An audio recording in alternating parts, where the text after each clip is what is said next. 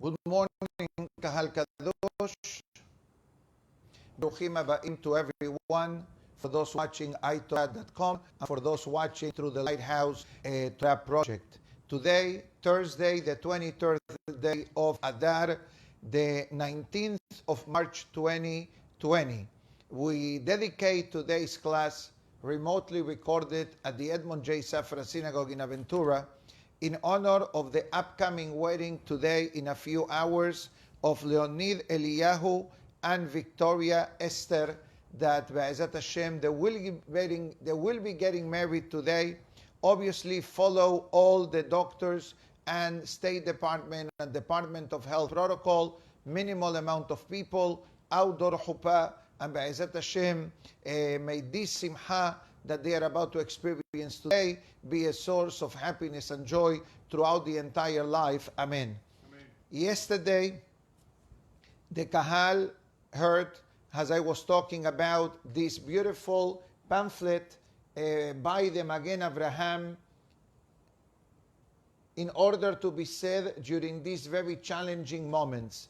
Be'ezat Hashem, today at 11:45 Eastern Standard Time, we are going to have the special prayer of the Magen Avraham L'Sha'at HaMagefa, streaming live by iTorah.com. So once again, for those watching through the Lighthouse or iTorah.com, 11:45 a.m. promptly, we are going to making this prayer. Many of you have received this prayer via email or via WhatsApp. So please print it or have the screen ready in front of you so we are able to start on a timely manner.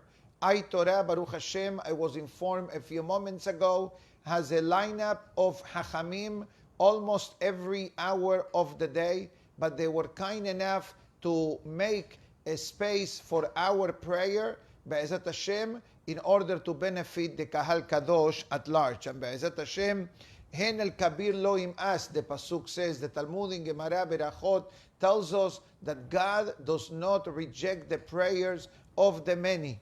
And even though, regretfully, probably we can say this openly, most synagogues of the world may not be functioning and minyanim may not be able to be formed privately or at a community level, but the spirit of Am Israel, the spirit of every one of us, doesn't disappear and can never be extinguished. So Be'ezat Hashem, 11:45, we'll have the special Magen Avraham Tefillah prayer. Feel free to download it or print it, and Be'ezat Hashem, may the prayer that will be said by many simultaneously bring the salvation and the redemption for all of Am Israel. Amen.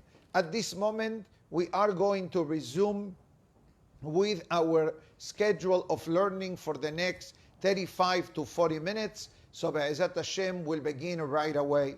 So I'd like to start switching a bit the corona virus. Let's call it the corona challenge, or let's call it even better, the corona blessing. Why do we call it a blessing? I believe that the answer is because we are able, I think this is the way many of us feel, I feel this way at least, and I'm sure many of us will feel the same, that Borei Olam is talking to us. Hashem is telling us, your synagogues are beautiful, your events are unbelievable, your generosity is great, but you know what? I want you now. I don't want nothing else. As the song says, I need you. I need you means I need Hashem. If I have Hashem, I have everything.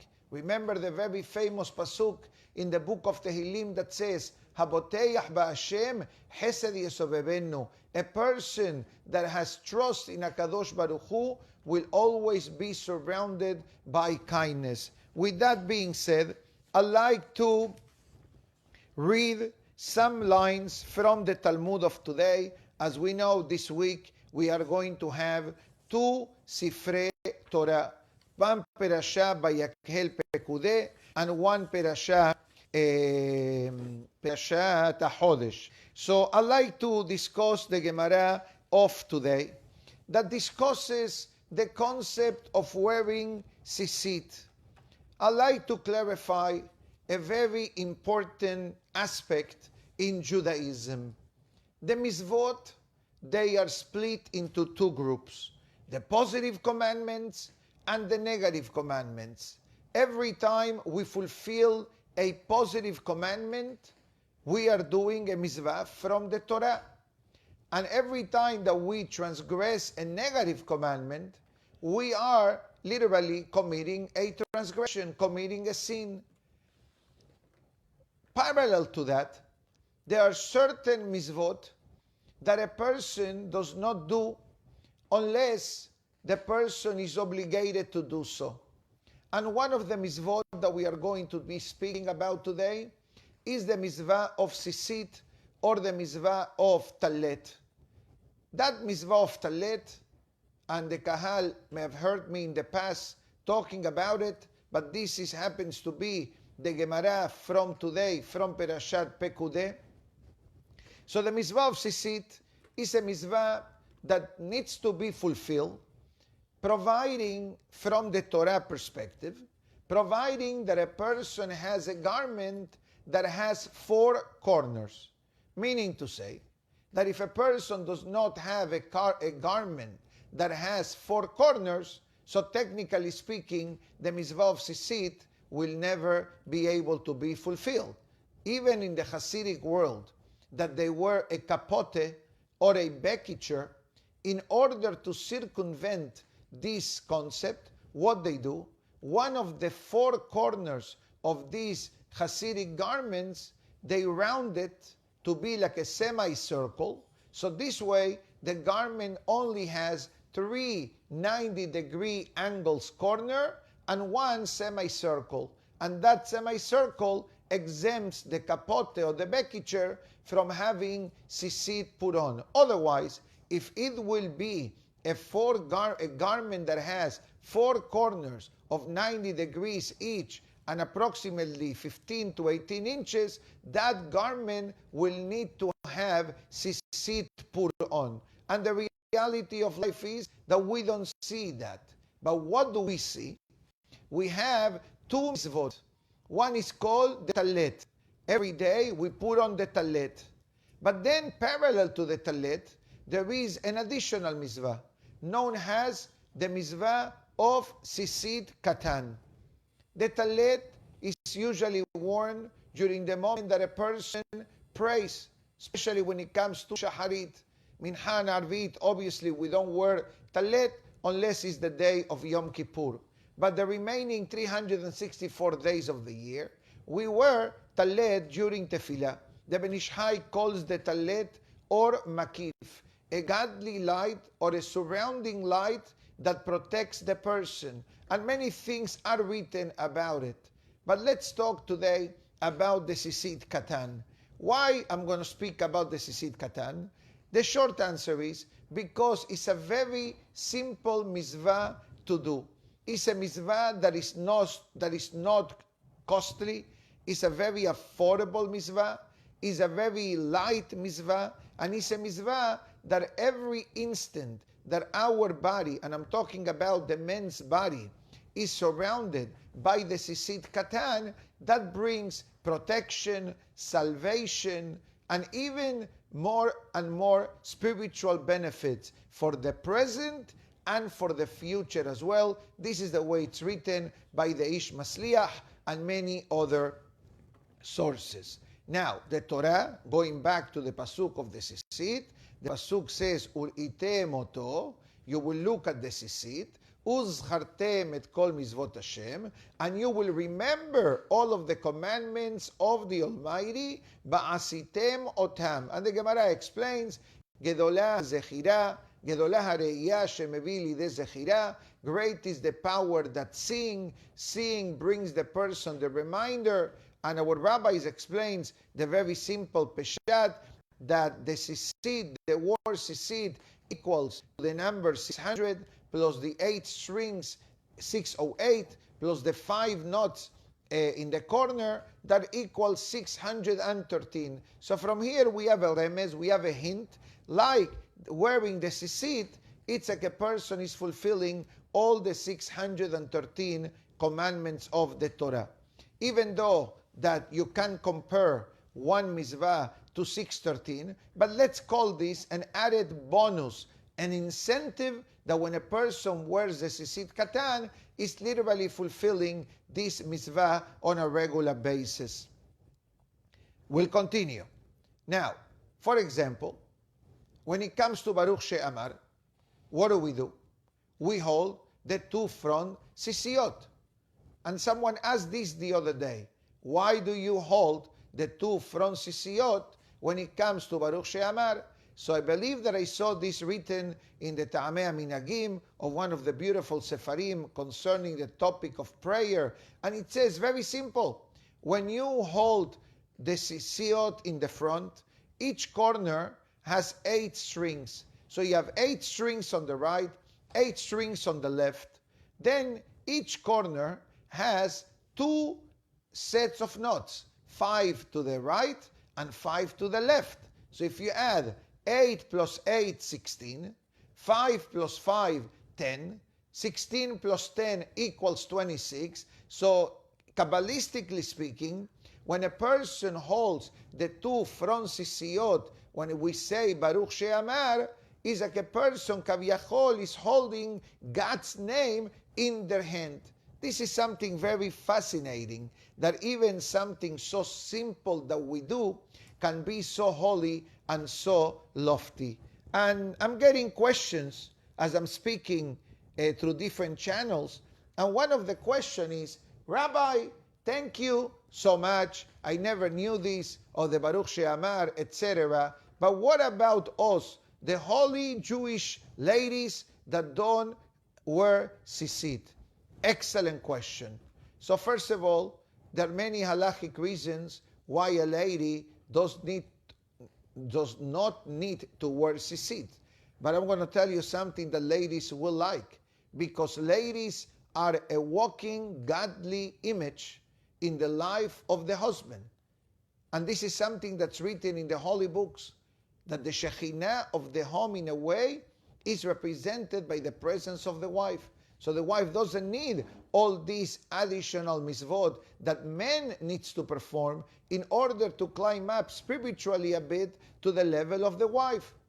On the other hand, there are many ladies that like to go the extra mile.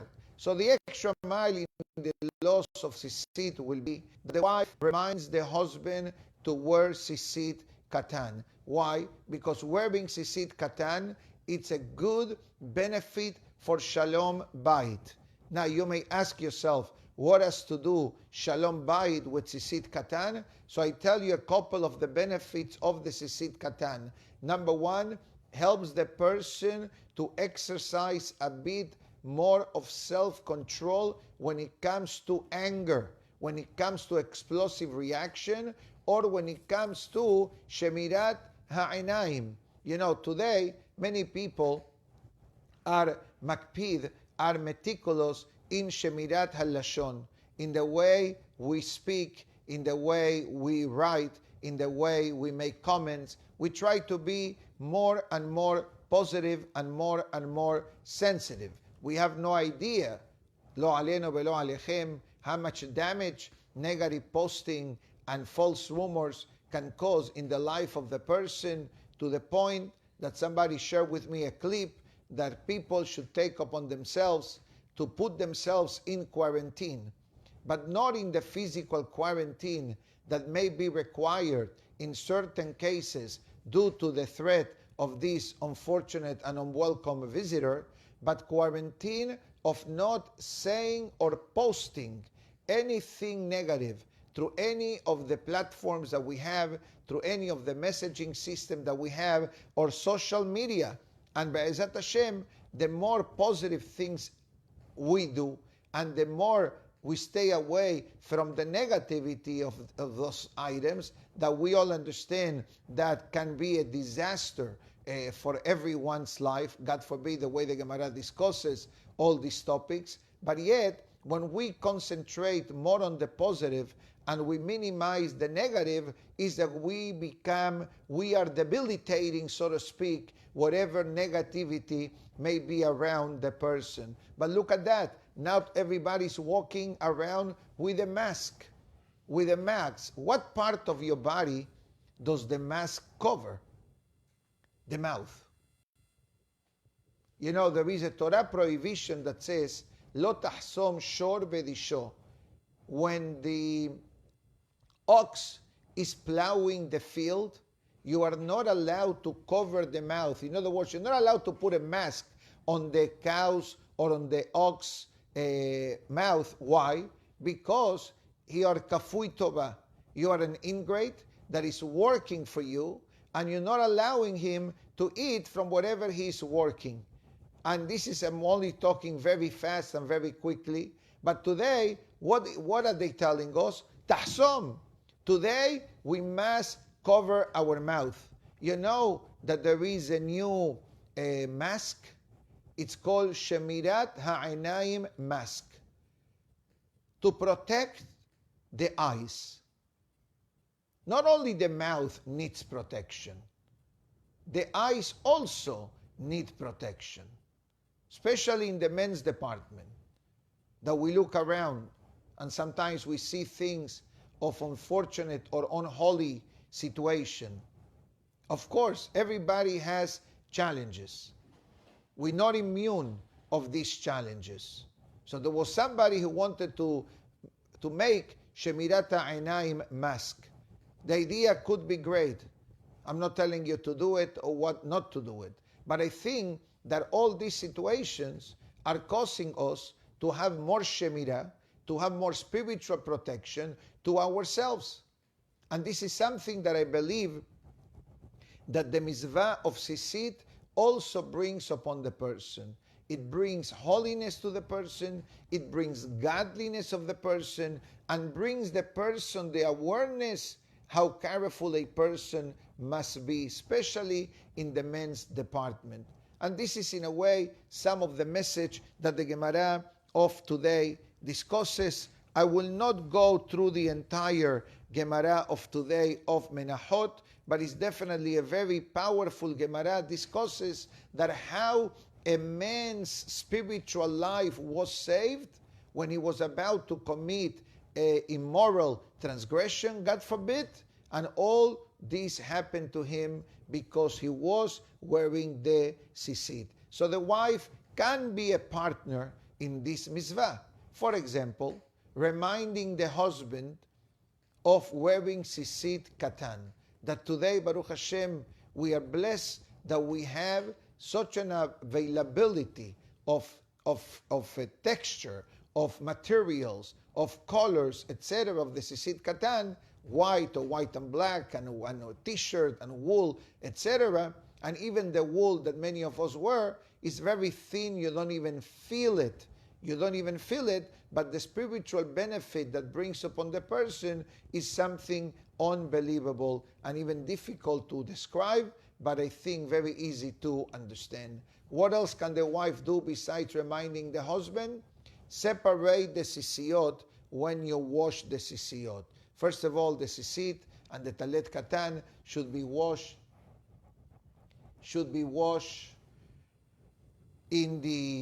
by hand, better, preferably, or if you do it in the machine, make sure to put the sisiyot in a mesh bag that many stores sell it. Cold water, I believe, is the preferable way. But one thing, the importance of separating the strings of the sisiyot. I believe that the Hida and others explain that the sisiyot, the 8 strings of the sisit, represents the 8 openings of a human body. The 2 eyes, the 2 nostrils, the 2 ears, the mouth, and the Berit Milah. So we have 7 openings in our head and 1 opening in the Berit Milah. Telling us that all these inyanim, all these matters of the openings of the body, they do require attention and they do require supervision to make sure that they remain holy and pure. with that being said,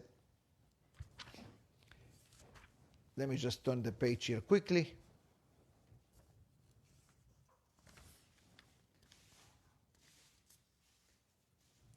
I'd like to go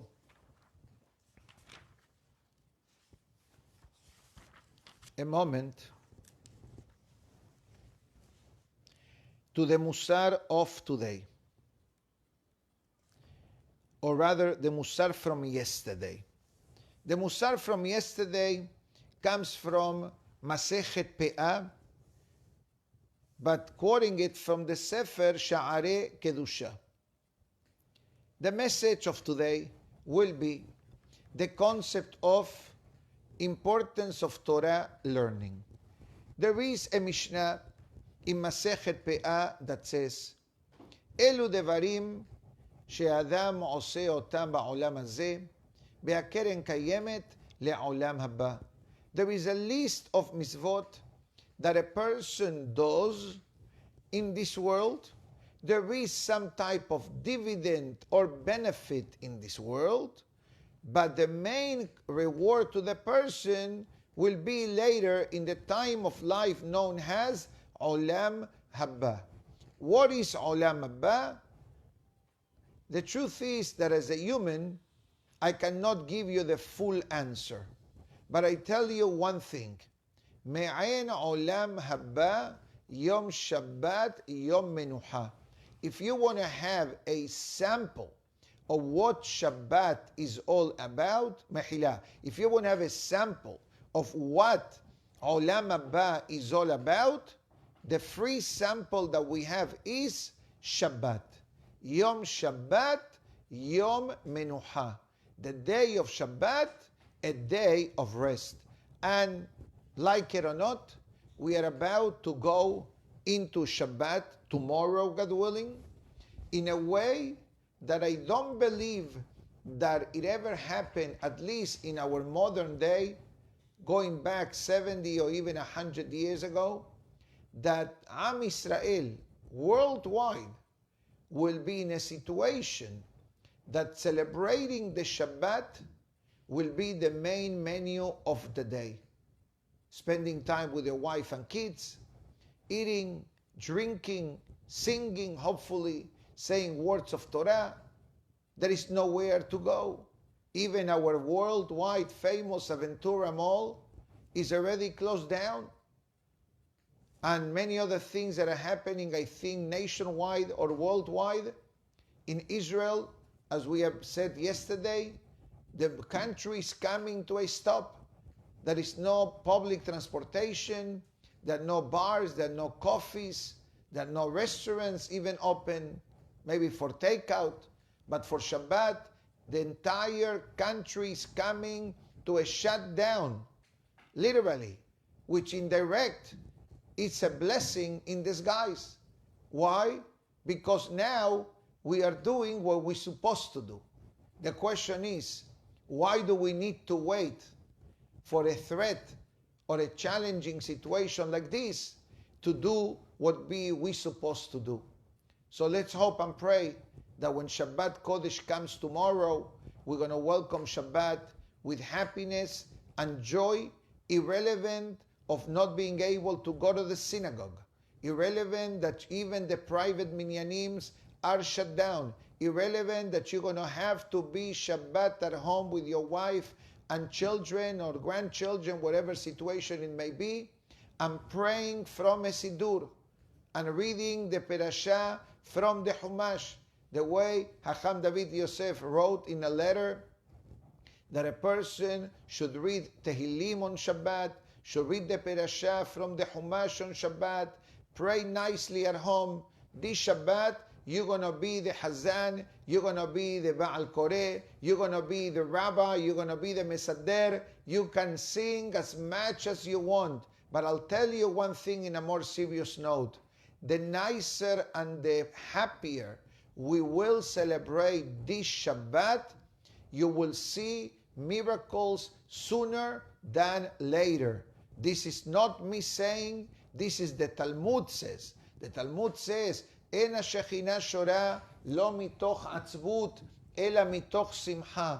Godliness does not dwell if there is sadness. And we understand that there could be some level of sadness or anxiety or preoccupation and concern. But the bottom line is, we are Yehudim, and we know that everything that's happening around us and in the world is the same manager and the same director that sends us our family, that sends us our parnasa, that sends us our health, that gives us whatever we need to have every day in life. So whatever Hashem does is good. Perhaps we don't see it today. Perhaps we don't have the open mind to understand it from a spiritual perspective, but we have emunah. And the pasuk says, Saddiq be'emunato ihyeh. The way to survive is through faith, understanding that there is a God and there is a reason, even though perhaps we may not understand it. On a different note,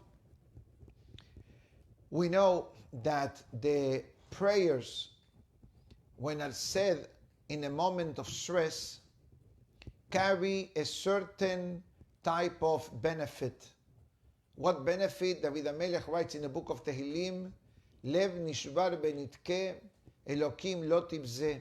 God does not reject the heart that prays out of sadness and concern, which I believe that this is what we are going to be doing together.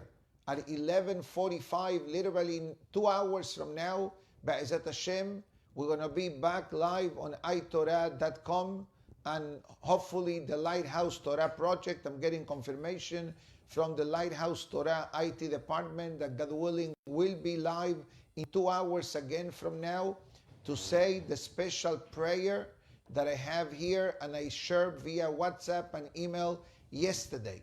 And Be'ezat Hashem, the zechut of the prayers of the many, Borei Olam will open up His fountain of mercy. The mercy is here.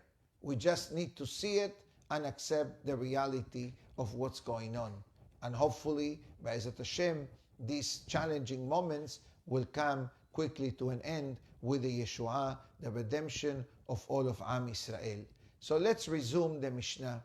The Mishnah says, Kivud Av Va'em, the mitzvah of honoring parents, Bikur Holim, the mitzvah of visiting the sick, Achnasat Orchim, welcoming guests, Hashkamat Bet HaKnesset, coming to the synagogue early, according to other texts of the Mishnah, Nihum Avelim, the concept of consoling the mourners, or Simchat Hatam Bekalla, making a groom and bride happy. Guess what? As I'm speaking now, all of the mitzvot that I just mentioned today, we cannot fulfill. You cannot go visit somebody in the hospital. You cannot get up early to come to shul. We don't go to weddings. We don't even visit, God forbid, somebody that is sitting Shiv'ah.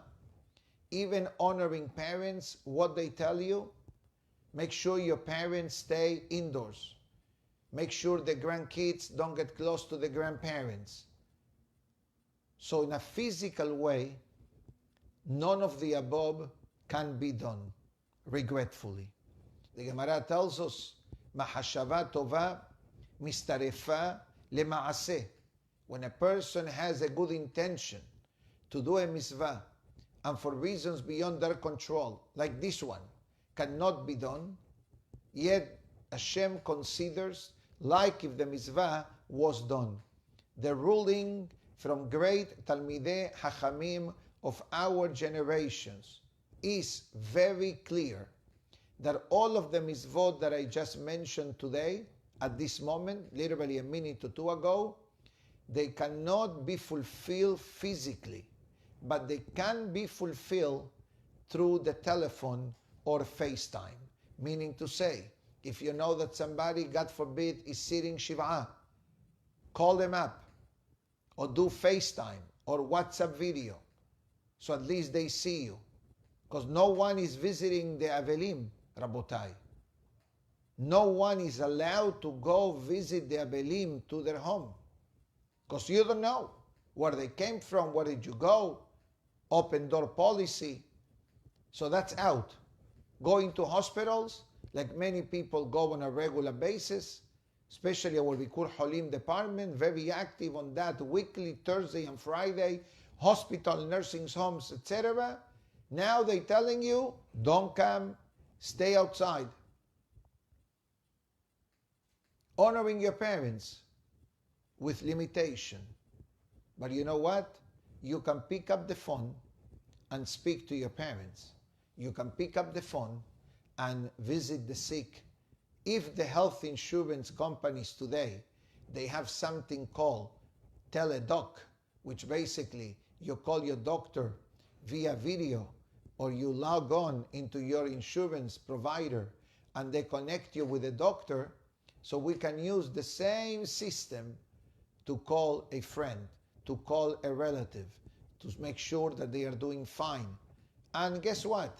Besides all the phone calls that we do, as we mentioned yesterday, pray extra prayers, read Tehillim, give extra charity. So comes the Mishnah and it says, Betalmud Torah keneged kulam. And the learning of Torah supersedes all of these mitzvot. What does it mean? Literally, it means that a person needs to understand.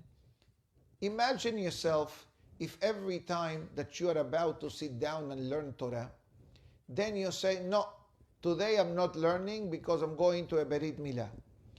Tomorrow I'm not learning because I have Bikur Holim. The day after I'm not learning because I have a Bar Mitzvah. The day after I'm not learning because I need to be Mesameach Hatam Behkala, or God forbid the other extreme, Nihum Avelim. Torah ma tehe aleha. What will be from the Torah? So the Mishnah writes, Talmud Torah keneged kulam. Not only that, we have a clear rule that says, if the mitzvah can be done through others, in that case, you let others do it, and then you do it a bit later if there is a need. Which at this moment, I like to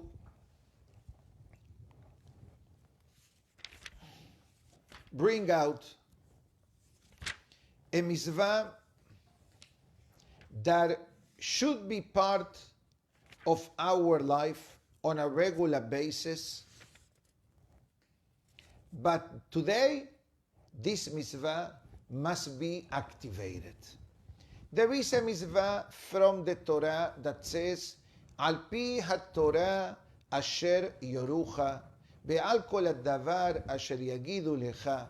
There is a mitzvah ta'aseh from the Torah, one of the 613 commandments, to listen to the Hachamim. To listen to the Hachamim. Now, this mitzvah is not a new mitzvah.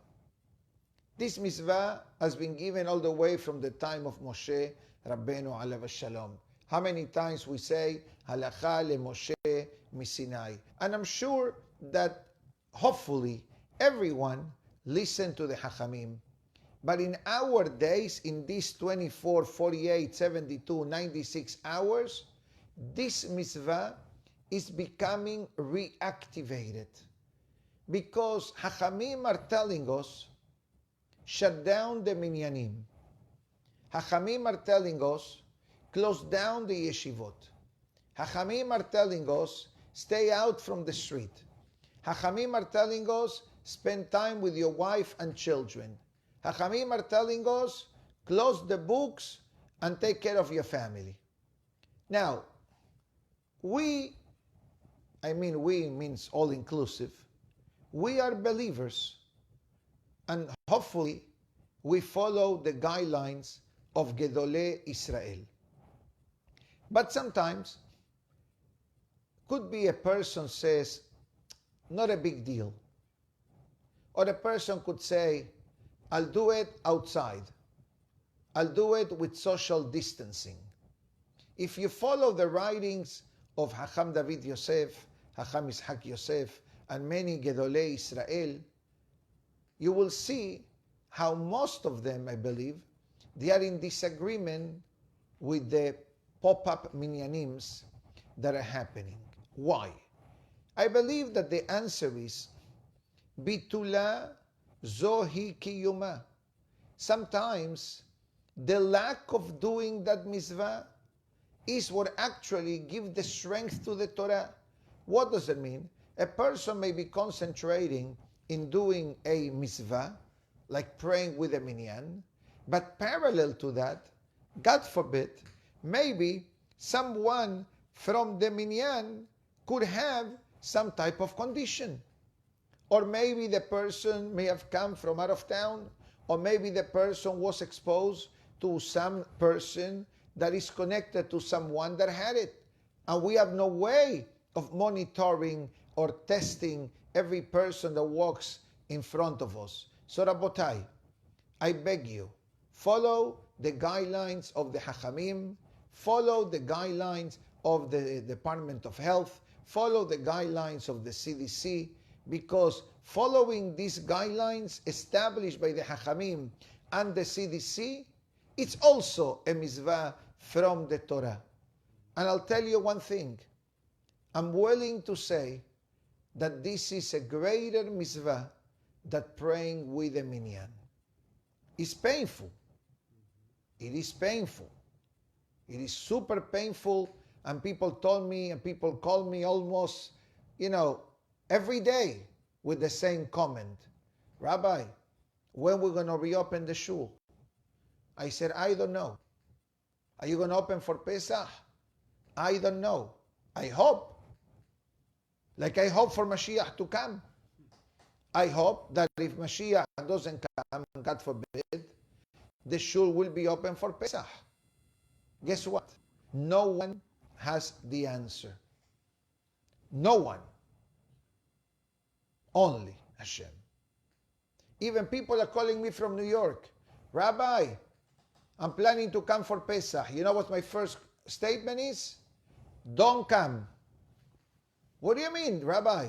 Don't come. I says, you think that only New York or New Jersey have problems? Florida, regretfully, it's crossing the 400 numbers. And half of them in our county, Miami and Broward. We are in the border of Miami and Broward. Don't forget that Florida, South Florida, has a golden age generation of very high numbers. So if you ask my humble opinion, if I should come to Pesach to Miami, I tell you what I told my kids yesterday. Shev be'al ta'aseh adif. If you don't need to fly on an airplane, do not fly. Stay home. When King David says in the book of Tehillim, Ashrei Yoshevei Beitecha, fortunate is the one that stays at home. In our days, we are able to see this verse coming alive. God says, I want to see you in your home. I don't want to see you outside. I don't want to see you around. Most of the condominiums here, and I'm sure it's up north as well, close down all the different recreational areas. If it's the game room, the meeting room, the social halls, the gyms, etc., the playgrounds are all shut down. Ladies and gentlemen, this is not a joke. This is definitely a gezerah from Shamayim. There is no other way of putting it. But we're going to do what we need to do al pi sechel. We're going to do what we need to do on a physical way. But we as Yehudim, we must remember the physical and the spiritual are connected. And if God forbid we tend to separate one from the other, we're defeating the whole purpose of our existence, of who we are. We need to have a balance. You cannot go to shul, pray at home. How do you pray at home? Pray more or less at the time that your minyan usually prays. And then you get a free ride on that time slot. God willing, tomorrow morning, Be'ezat Hashem, we will review some of the halachot of how to proceed at home for this Shabbat, that I suspect that most of Am Israel will be home praying alone, etc.